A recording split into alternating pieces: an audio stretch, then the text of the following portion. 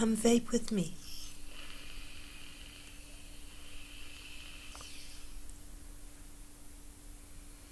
I want to point out, these videos are not made for people who do sub-ohming or clouding or very advanced vapors.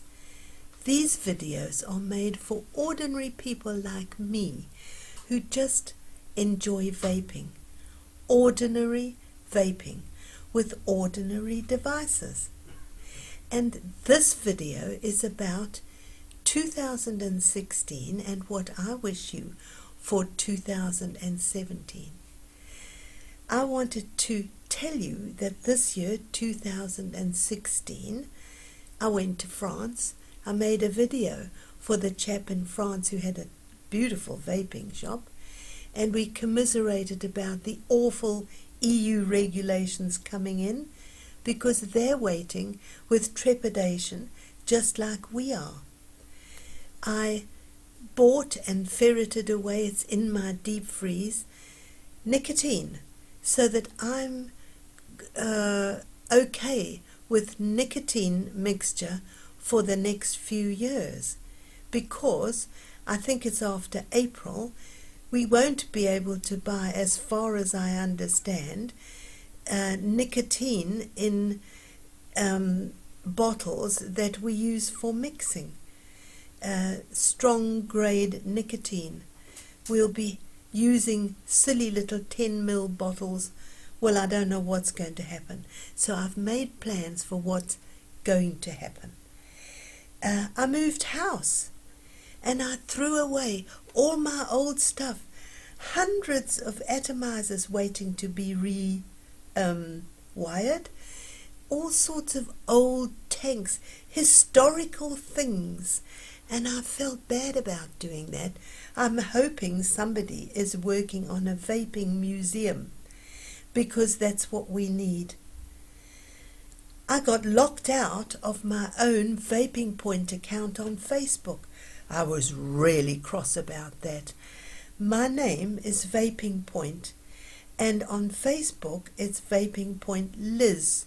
And one day when I was trying to adjust my name and registration on Facebook, I accidentally typed in Liz with a double L, and from that moment forward I got into big trouble with Facebook.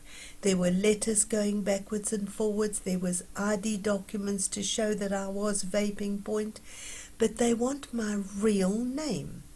And I don't mind sharing my real name, but Facebook is demanding I send in a birth certificate. So stuff them. I'm not going to do that. And I have got a personal Facebook account, and I was actually thinking recently maybe I should put that up somewhere, and my followers on Facebook and on YouTube could join me on my own personal account. The trouble is that I think my friends and family would get damn sick of all the videos I upload only about vaping. So I'm not sure if that's a good idea. And the other thing is, I've got so many followers, I would be completely swamped. So I don't quite know what to do, but Facebook for Vaping Point can get stuffed, because there's no way I'm going to reactivate that account. So that's the cross bit of me in 2016. I blogged about it. I tweeted them about it.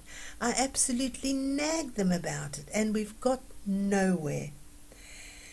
And in 2016, this wasn't the reason, the Facebook fight I had, but I got very depressed about vaping.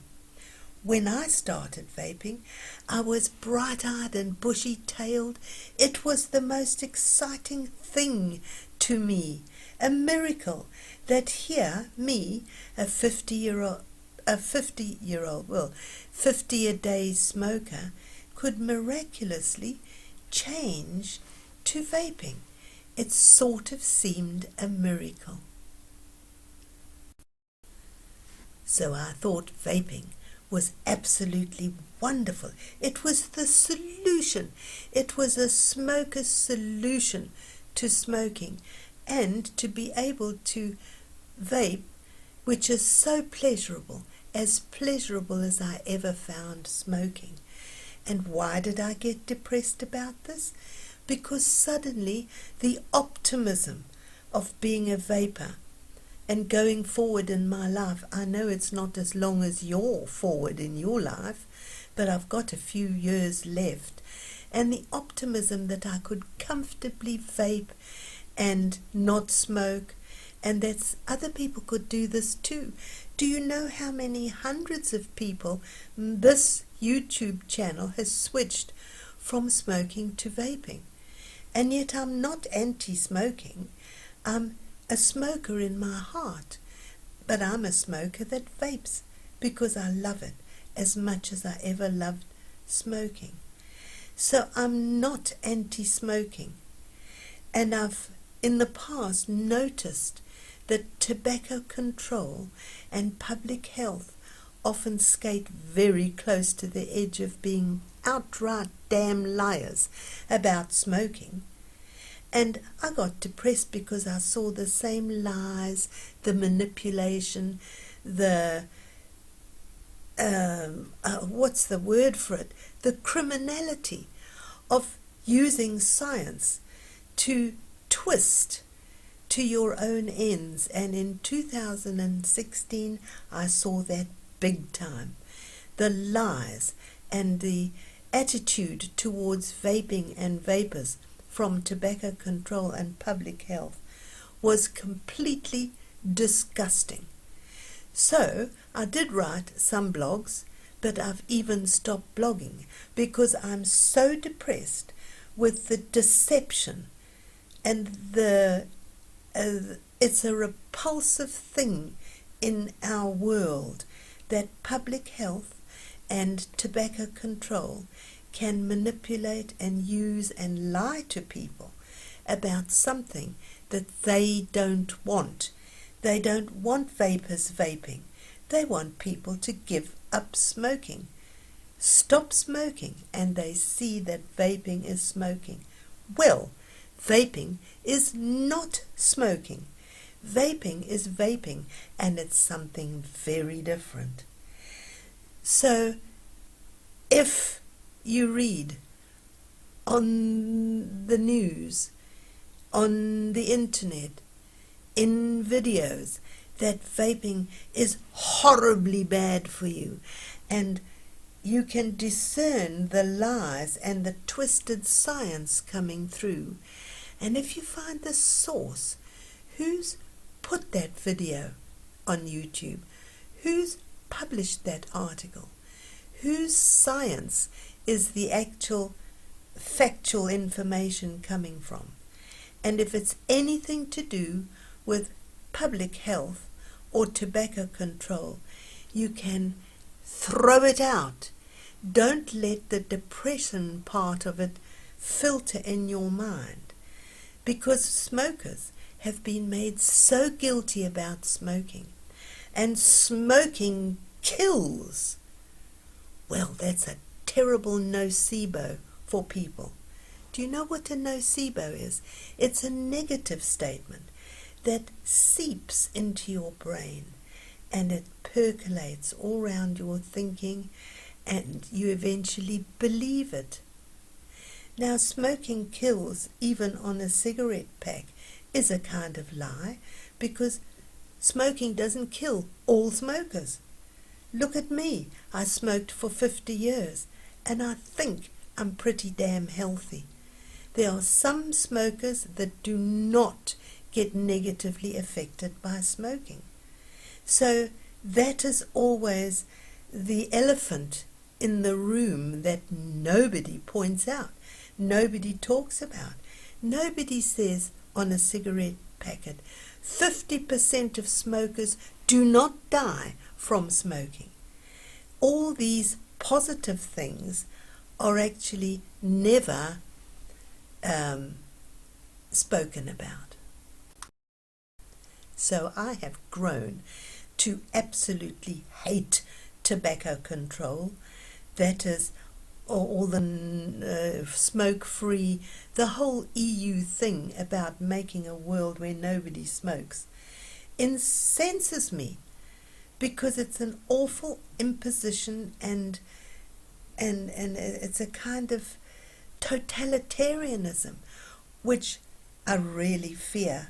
And if we can do that with smoking, look how the whole of society, that's my phone, the whole of society has been altered because we have been told things about smoking.